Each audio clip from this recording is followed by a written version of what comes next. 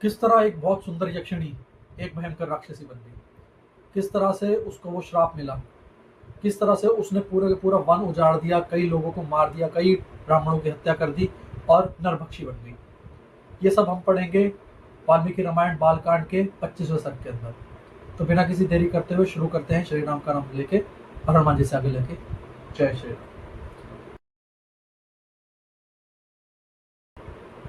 जब विश्वामित्र जी श्री राम को लेके गंगा पार करते हैं तो उसके सामने उनको बहुत बड़ा जंगल दिखता है। श्री राम पूछते हैं विश्वामित्र जी से कि ये भयंकर जंगल कैसा है, इसके अंदर से इतने खतरनाक जानवरों की आवाजें आ रही हैं। तब विश्वामित्र जी बताते हैं उस जंगल का राज कि ये ताड़का वन है। यहाँ पे ताड़का नाम की एक राक्षसी रहती है जो नरभक्षिणी है, और उसका पुत्र जो है मारीच वो भी ऐसा ही है, और सारे ब्राह्मणों को उन्होंने यहाँ से भगा दिया है। सिर्फ यहाँ पे अब जंगली जानवर ही रहते हैं। श्री राम जी उनसे पूछते हैं कि यक्षिणियां जो होती हैं वो बहुत सुंदर होती हैं और अबला होती हैं, तो ऐसा कैसा हो गया कि ये यक्षिणी जो है वो इतनी ताकतवर हो गई है। तब विश्वामित्र जी उसकी कहानी बताते हैं कि एक बार यक्षराज सुकेतु के पास कोई संतान नहीं थी, तो उन्होंने ब्रह्मा जी की घोर तपस्या की। ब्रह्मा जी ने उन्हें वरदान के अंदर एक पुत्री दी जिसका नाम ताड़का रखा गया, और उसको 1000 हाथियों का बल भी दिया। जबकि सुकेतु जो थे वो पुत्र चाहते थे, पर ब्रह्मा जी ने उनको पुत्र इसलिए नहीं दिया ताकि वो आगे चल के ताकतवर होगा तो लोगों के ऊपर और बहुत ज्यादा अत्याचार करेगा। वो वरदान देके चले गए। जब ताड़का बड़ी हुई उसके बाद सुकेतु ने जम्ब के पुत्र, जम्ब दैत्य के पुत्र सुंद के साथ उनका विवाह कर दिया। सुंद क्योंकि दैत्य था, राक्षस था, उसकी प्रवृत्ति वैसी थी, उसने अत्याचार करने लगे ब्राह्मणों के ऊपर, जिससे क्रोध में आके एक बार वो अगस्त मुनि के ऊपर भी अटैक करता है।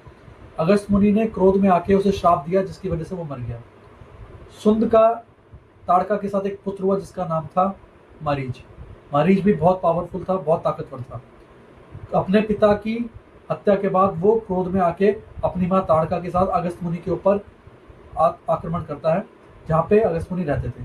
अगस्त मुनि की ताकत इतनी ज्यादा थी कि उन्होंने मारीच को पहले श्राप दिया कि जो तू अपनी जो राक्षस योनि है उसके अंदर चला जाएगा और राक्षस जैसा हो जाएगा, और ताड़का को भी श्राप दे दिया कि तू यक्षिणी है तो तेरा सुंदर जितना भी है वो सब चला जाएगा और तू एक नरभक्षिणी राक्षसी बन जाएगी।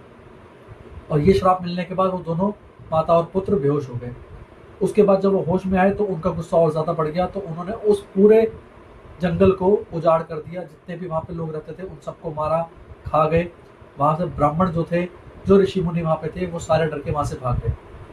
तब विश्वामित्र जी ने कहते हैं कि श्री राम, इस ताड़का को तुम ही सिर्फ मार सकते हो और कोई नहीं मार सकता पूरे ब्रह्मांड के अंदर। तो तुम्हें ये स्त्री है ये सोच के इसे ऐसा नहीं करना चाहिए कि तुम मारो ना।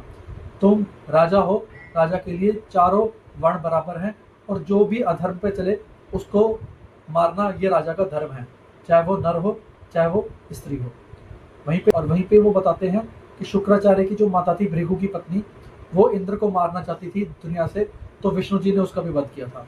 ऐसे ही उदाहरण देके वो समझाते हैं विश्वामित्र जी श्री राम को कि तुम इसको स्त्री समझ के छोड़ो मत, इसका वध कर दो, क्योंकि ये पापनी है, ये अधर्मी है, इसने बहुत से ऋषि मुनियों को मारा है। ये सारा का सारा वृतांत है बालकांड सर्ग 25 के अंदर, जहाँ पे विश्वामित्र जी बता रहे हैं श्री राम को। वहीं पे अगले सर्ग के अंदर 26वें सर्ग के अंदर जहाँ पे युद्ध शुरू होता है श्री राम का, और ताड़का उनके सामने आ जाती है। तो किस तरह से युद्ध चलता है, क्या क्या होता है, इसके बारे में हम पढ़ेंगे अगले सर्ग के अंदर। तब तक के लिए जय श्री राम।